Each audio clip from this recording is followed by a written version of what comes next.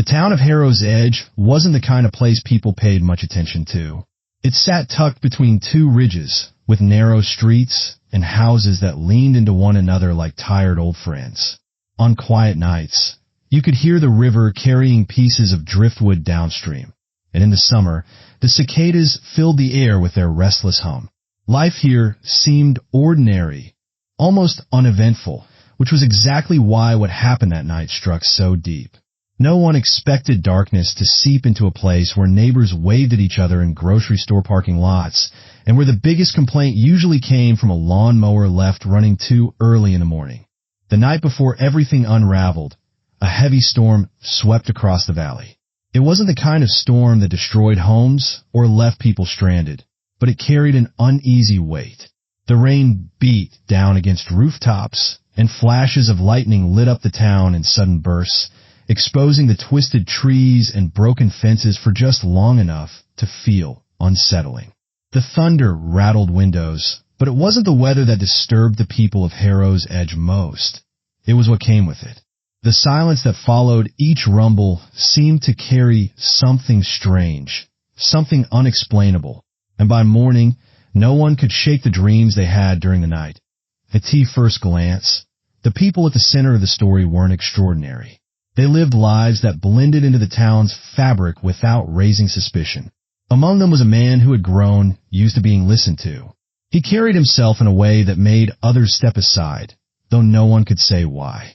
His words were measured, his presence always slightly intimidating, as if he held back more than he ever showed. Those who knew him learned quickly that agreeing was easier than disagreeing. Then there was the woman whose life had long been defined by. Why quiet endurance? She moved through her days with the kind of grace that came from habit rather than peace, her smiles lasting only as long as they had to. Behind her eyes lived something fragile, a constant worry, though she rarely spoke of it. The younger ones in their circle carried their weight. One of them, bright on the surface, struggled beneath expectations set too high. His laughter filled rooms, but felt rehearsed, like a performance he didn't know how to step away from. Another was quieter, an observer who rarely voiced opinions, but noticed everything. She lived half in the shadows of her thoughts, holding back words she was too cautious to release.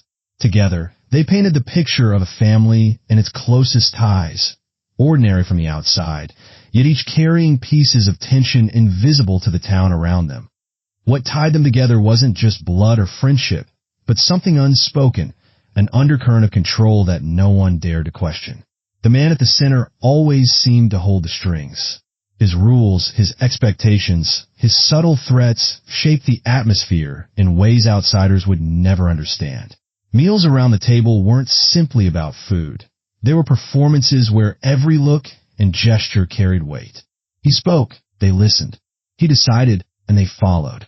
It wasn't shouted or demanded, but the pressure was there, building, pressing into the cracks of their lives like water finding its way into stone.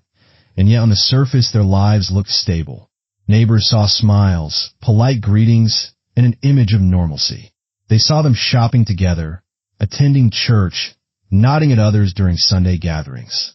What no one could see were the whispers exchanged late at night, the arguments left unfinished, or the way one of them sometimes flinched at a raised voice.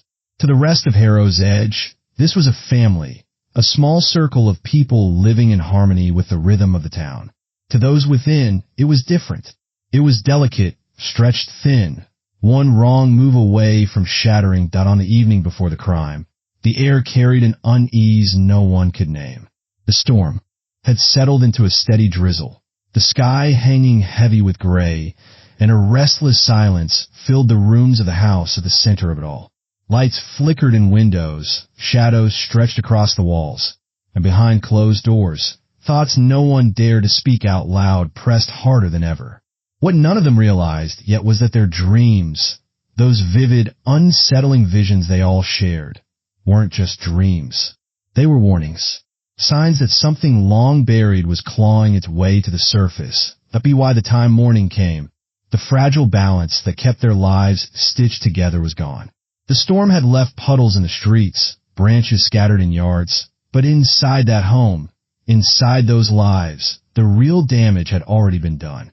And though the town still believed in the safety of its quiet routines, an unshakable truth hovered just beyond reach. Life in Harrow's Edge would never be the same again. The days after the storm seemed to drag, heavy with an energy no one could name. Conversations carried an edge that hadn't been there before, and silence filled the spaces in between like a weight pressing down. The house where they lived together became more than walls and a roof. It was a stage where every look, every word, every small act carried meaning. Each of them felt it, though no one dared to say it out loud. Something was shifting, and not for the better. The man at the center, the one who controlled more than he admitted, began to show cracks in his calm. His voice grew sharper, his demands less subtle. One evening, as the family gathered for dinner, he criticized the way the table had been set. It seemed small, almost ridiculous, but the way he lingered on it, the way his tone dripped with disapproval, turned the air sour. The woman tried to smooth it over with a forced laugh, but her hands trembled when she reached for her glass. The younger ones exchanged glances, silent signals of discomfort they'd learned to communicate when words were too dangerous. Jealousy began to creep in quietly. The bright young man, the one always trying to please, found himself pulled into the center of his father's expectations. He was praised one moment and scolded the next, never sure which version of approval or disappointment he'd face. His sister noticed the attention he received and how it twisted him inside. He laughed louder than usual, tried harder to shine, but when he was alone, his shoulders sagged as though the weight was too much. It wasn't only jealousy, it was survival. To be noticed was both a gift and a curse in this house, and each of them understood that in their way. The quiet observer, the one who often stayed in the background, began to notice more than just the man's moods. She saw the way her mother's eyes darted toward the door whenever voices grew loud, as if always searching for a way out. She noticed the way her brother's hands clenched into fists beneath the table, even as he smiled. She noticed, too, that their father had started spending more evenings shut away in his study, the glow of the lamp spilling out from under the door long past midnight. Papers piled up on his desk, phone calls whispered in hushed tones. Whatever he was hiding, it wasn't just his temper. Whispers of financial strain began to slip through in half-finished sentences. A letter left carelessly on the counter spoke of overdue bills. A phone call that ended with slammed doors hinted at debts no one was supposed to know about. For a man obsessed with control, money slipping through his hands was more than a problem. It was a humiliation. And when he felt cornered, everyone else in the house felt it too. The strain seeped into every interaction, twisting simple conversations into arguments and turning silence into a punishment. Old grievances bubbled up in ways no one could contain. The woman remembered the promises he once made, promises of love and stability, and how quickly they had soured into commands and criticism.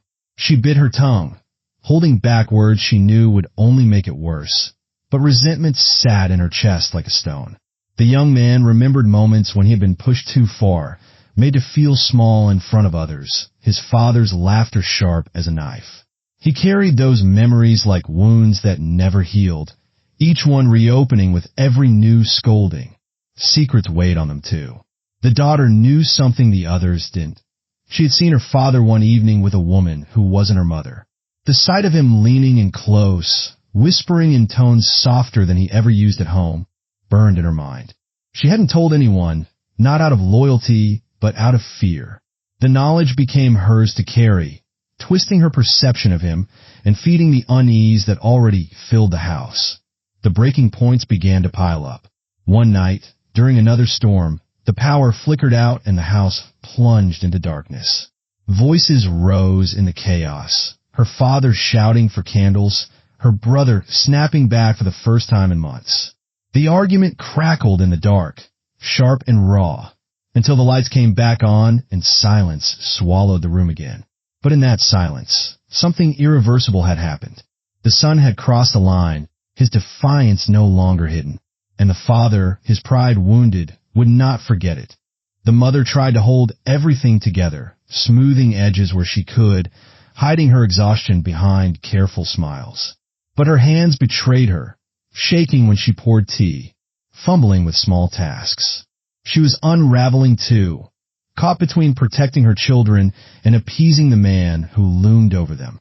Her silence, once a shield, was becoming a crack, through which everything threatened to pour out.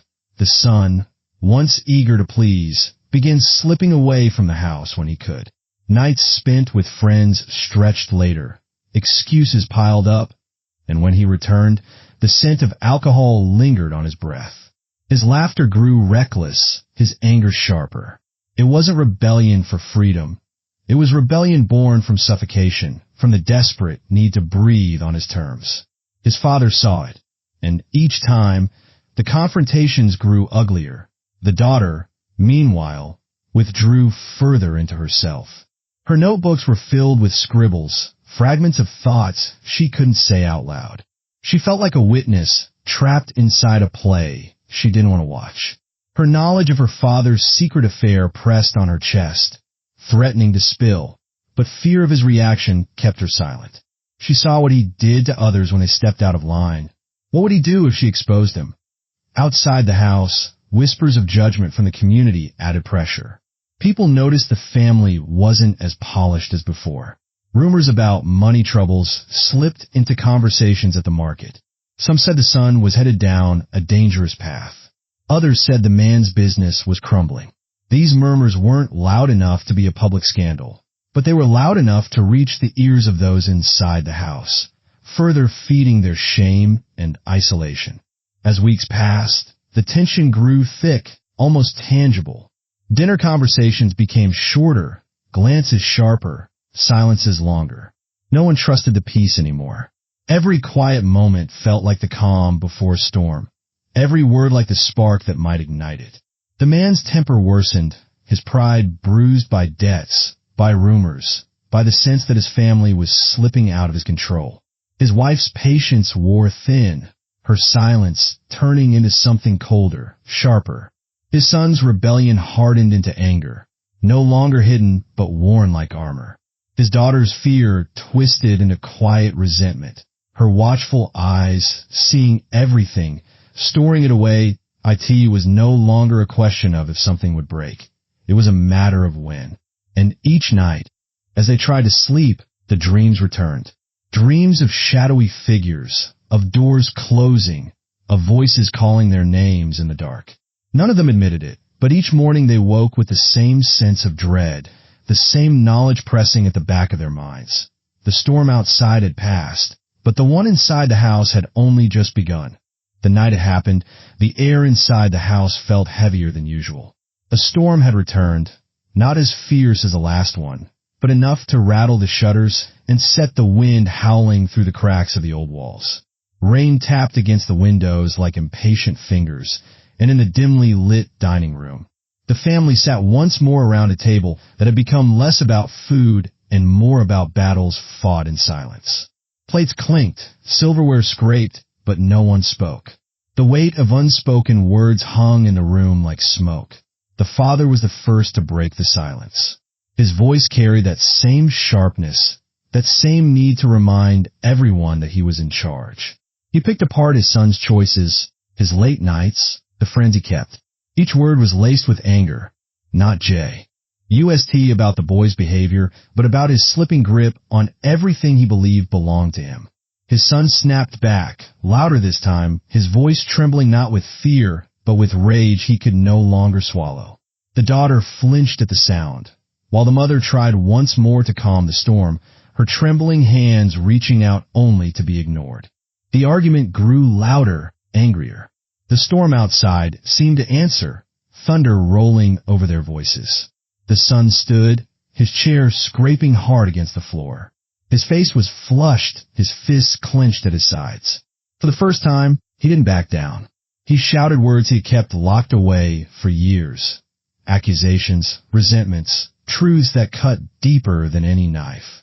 His father's face turned red, his jaw tight, his eyes burning with a fury that needed no words. For a moment, no one breathed. Then came the breaking point. A glass tipped, spilling wine across the table. dripping like blood over the edge. The father slammed his hand down, the crack echoing through the room.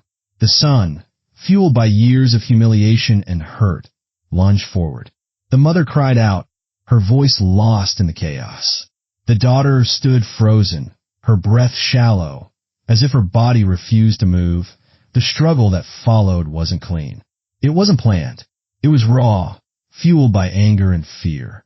The father's hands gripped too tightly. The son fought back harder than ever before, their bodies colliding into furniture, knocking over plates, breaking the illusion of control that had held the house together. Each second stretched long, filled with the sounds of labored breaths, the crash of objects falling, the desperate gasps of those watching but unable to stop it. And then it happened. A blow struck harder than intended, a fall that landed wrong, the dull thud of a body hitting the floor.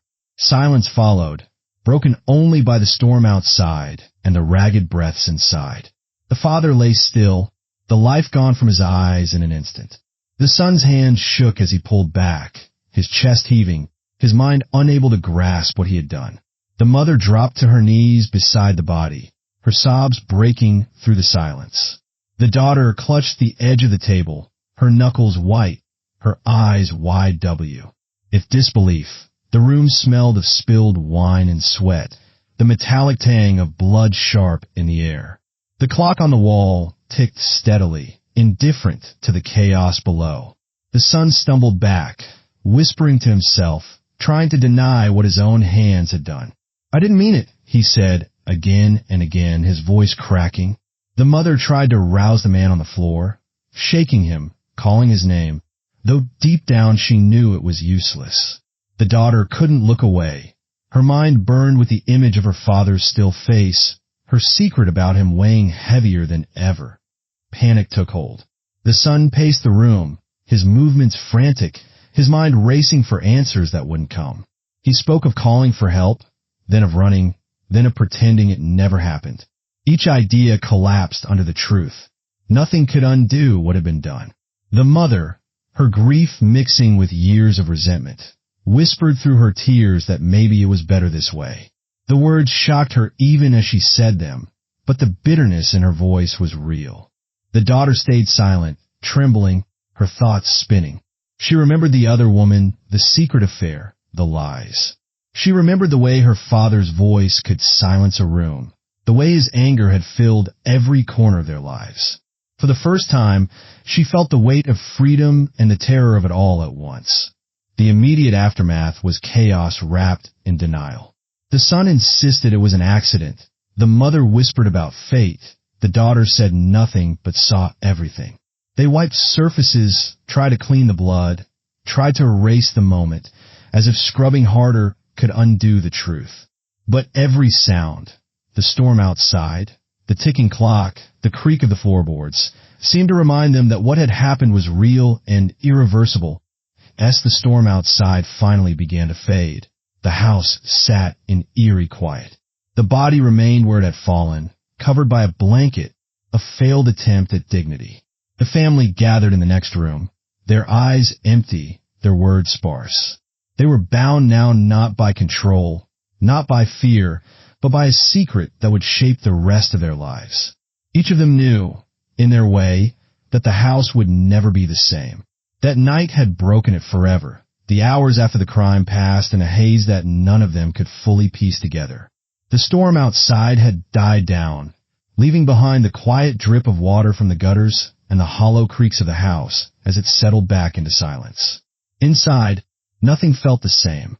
The father's body, covered hastily with a blanket, seemed to pull the air out of the room. No one dared to look too long, but no one could ignore it either. The son sat with his back against the wall, his hands still shaking, his mind replaying the moment again and again, unable to believe that it was his strength, his rage, that had ended it all. The mother moved mechanically, her body numb. As though she were performing tasks she had rehearsed for years without ever speaking them aloud. She cleaned, she straightened, she whispered half-formed prayers that went unanswered. She told herself it had been an accident, that he had pushed too far, that fate had finally taken something back from him. Yet every time her eyes landed on the still figure, grief struck like a knife, tangled with guilt that she had ever thought, even for a moment, that it was better this way. The daughter withdrew into herself, her silence louder than any scream. She carried the secret of his affair, the knowledge that part of her believed he had deserved the fall, even as another part of her recoiled at the thought. Her notebooks filled quickly in the days after, page after page of words she couldn't say aloud. She avoided the others, not out of anger, but because the weight of the truth pressed too hard on her chest.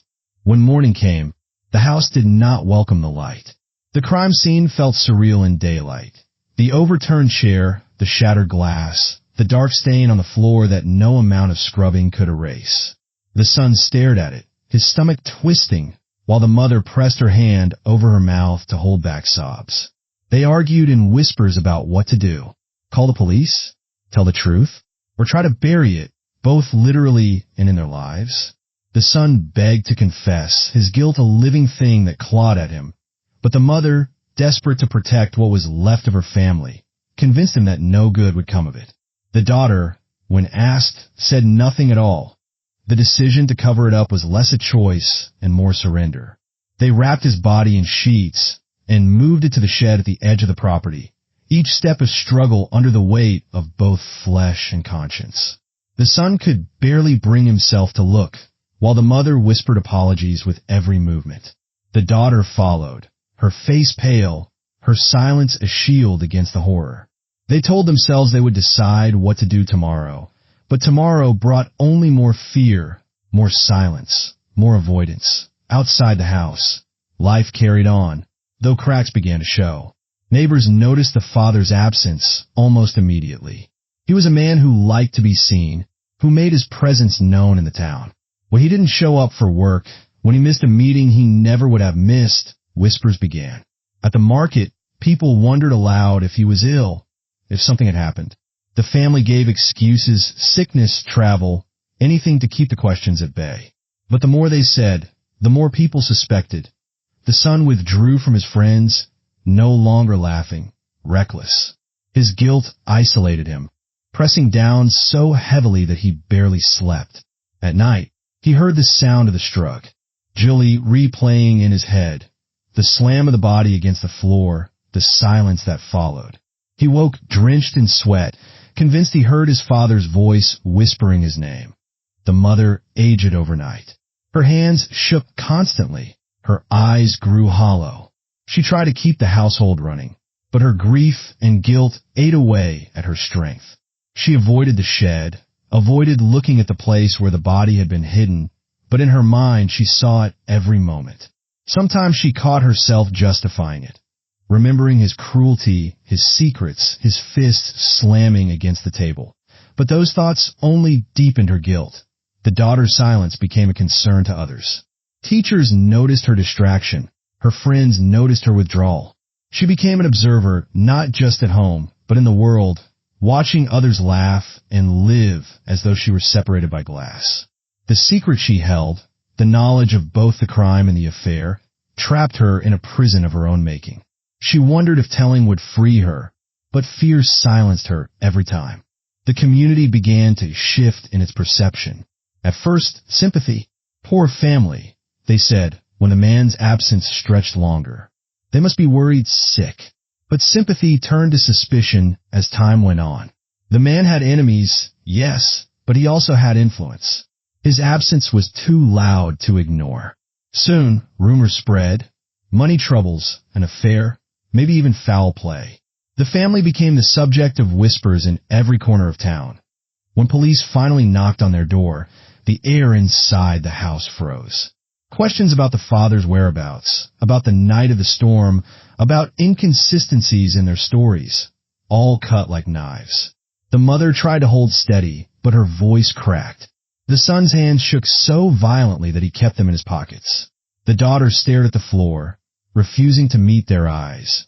Though no one confessed, the house itself seemed to carry the truth. The neighbors noticed the way the family avoided the shed, the way lights stayed on at odd hours, the way laughter had disappeared entirely from their walls.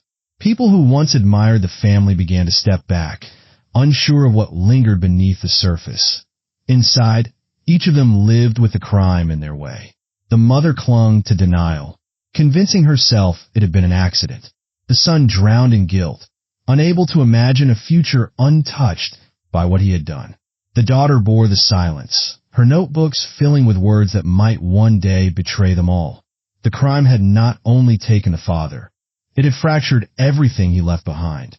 The family's image in the town, their relationships with one another, even their sense of who they were, all shattered. And as the weeks turned into months, the weight of the secret did not lessen. If anything, it grew heavier, settling into their bones, reminding them with every glance, every silence, every sleepless night that the storm ends. Their home had never truly ended.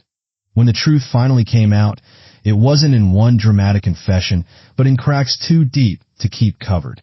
The son's guilt, the mother's trembling lies, the daughter's silence. They all pointed towards something hidden. It was the daughter who broke first. Not in words to the police, but in her notebooks. A teacher found one, pages filled with fragments of nights she couldn't erase, drawings of storms, broken glass, and a body covered in a sheet. It wasn't proof, not yet, but it was enough to bring investigators back to the family's door. The shed was searched, and what the family had tried so desperately to bury was brought into the open. The father's body, no longer a secret but evidence, spoke louder than any of them could. Forensic work revealed the struggle, the blunt force, the marks of a fight that had spiraled into death. The son was arrested, his hands cuffed in front of neighbors who watched in silence, some with pity, others with grim satisfaction. The mother's sobs echoed down the street, while the daughter stood motionless, her face pale, her eyes distant. The trial was not quick. Every detail of their private life was dragged into the open. His temper, his affairs, the family silence, the storm that seemed to symbolize the chaos of that night. The son's defense argued it had been an accident, a fight gone too far, a tragedy born of years of fear and repression.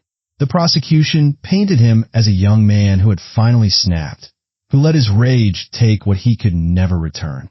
The mother testified through tears, torn between defending her child and mourning the man she had both loved and feared.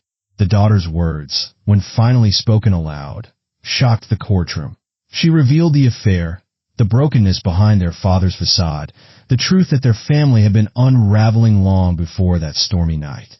Her testimony didn't absolve her brother, but it shifted the weight of blame, exposing the darker truth, that power and control had long poisoned their home. The verdict was manslaughter. Years in prison, not life, but enough to mark the son forever. He left the courtroom with his head bowed, no longer the angry boy who had fought back, but a young man hollowed out by the cost of one night. The mother returned to an empty house, her body moving through familiar rooms that now felt haunted by both memory and shame.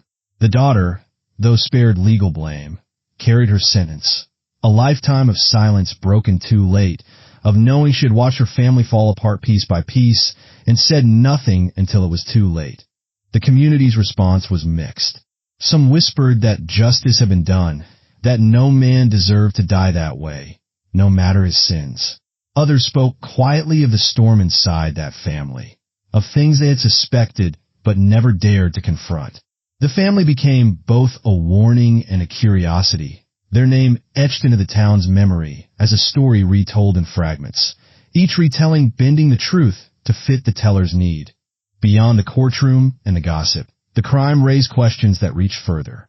It was not just a story of one man's death, but of what happens when power corrodes love, when silence becomes complicity, when the walls of a home become a prison.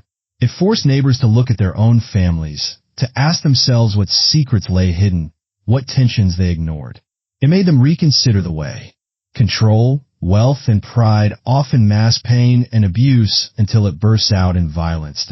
In the end, justice was served in the only way the system knew how. Years exchanged for a life, punishment delivered in measured time. But justice, in truth, felt incomplete. It could not return what had been lost. It could not undo the years of fear that had built up to that night. It could not heal the mother's guilt or the daughter's silence. It could not free the son from the image of his father falling, from the sound that would haunt him in every quiet moment of his cell. What lingered after was not the verdict, but the lesson. That power left unchecked destroys not only those who wield it, but those who endure it. That silence is not safety, it is fuel. That morality is not always clear. That even love can turn into something sharp and dangerous when trapped under control. The family had lived with unspoken truths for too long, and the price of that silence was death, shame, and a lifetime of questions without answers. And so the story of that stormy night became more than a crime story. It became a mirror of what people choose to ignore, of how fragile the line between love and violence can be, and of how easily justice can feel both necessary and hollow at once. In the end, their lives were irrevocably changed, not by the storm, not by the court, but by the truths they had refused to face until it was too late.